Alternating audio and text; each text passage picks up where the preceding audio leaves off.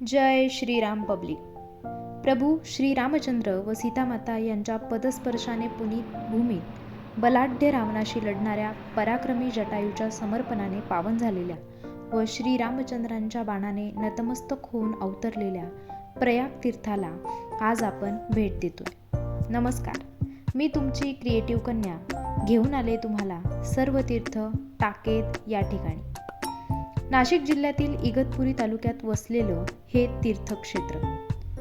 सीतामाईचे अपहरण करून रावण जेव्हा त्यांना आकाशमार्गाने घेऊन जात होता तेव्हा जटायूने सीतामाईच्या रक्षणार्थ रावणाशी युद्ध पुकारले. या युद्धात रावणाकडून जटायूचे पंख छाटले गेले आणि याच ठिकाणी जटायू धारातीर्थी पडली. याच ठिकाणी आज हे जटायूचे मंदिर पाहायला मिळते.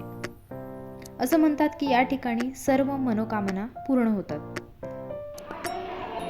जटायू पक्षाची हुबेहूब प्रतिकृती या ठिकाणी पाहायला मिळते. सोबतच शिवलिंगाचे दर्शन होते. या ठिकाणी एक विशेष बाब पाहायला मिळते, ते म्हणजे मनोकामना पूर्ण करणारे एक शिवलिंग. ज्या कोणाच्या हाती हे शिवलिंग लागेल त्याने ते बाहेर काढून सर्व तीर्थकुंडामध्ये बुडवून पुन्हा त्या ठिकाणी आणून ठेवायचे. असं केल्याने सर्व मनोकामना पूर्ण होतात असं सांगतात. त्यामुळे आलेल्या प्रत्येक भाविकाला या शिवलिंगाला बाहेर काढण्याची इच्छा असते.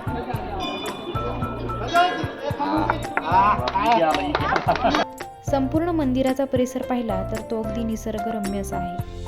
अगदी डोंगराच्या कुशीत वसलेला.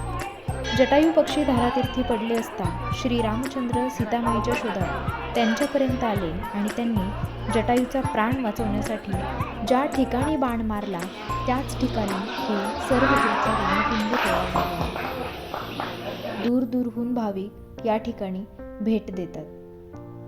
नाशिकला आल्यावर तुम्हालाही यायलाच लागतंय बरं का मंडळी. चला तर मग भेटूया आपल्या पुढच्या भटकंतीसोबत. तोपर्यंत पटकन लाईक आणि सबस्क्राईब करून घ्या बरं.